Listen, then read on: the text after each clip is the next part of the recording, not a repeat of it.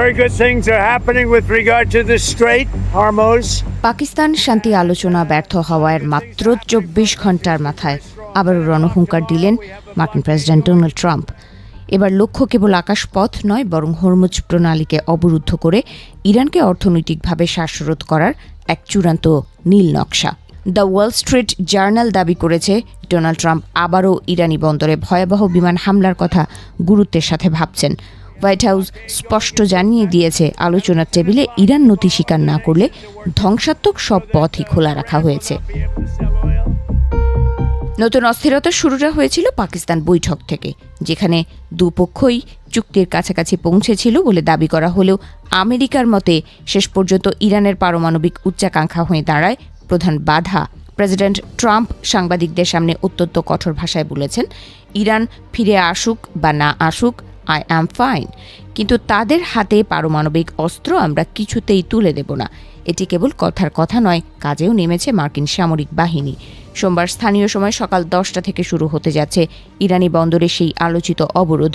মার্কিন নৌবাহিনীকে নির্দেশ দেওয়া হয়েছে হরমুজ প্রণালী দিয়ে যাওয়া যে কোনো জাহাজকে রুখে দিতে।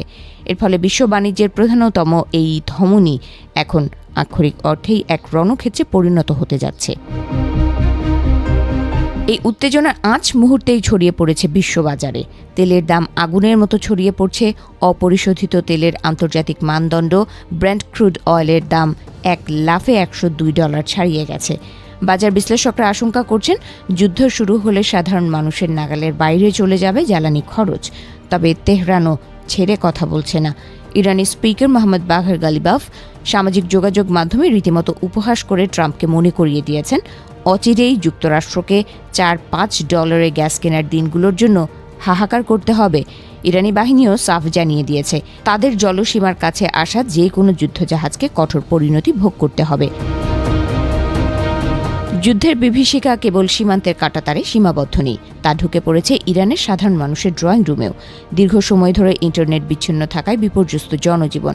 চড়া মূল্যে স্টারলিংক ব্যবহার করতে গিয়ে মানুষ সর্বশান্ত হচ্ছে, আর প্রশাসনের কড়া নজরদারিতে জেল হওয়ার ভয় তো আছেই। এক ডিজিটাল অন্ধকার যুগে বন্দী হয়ে আছে কোটি প্রাণ।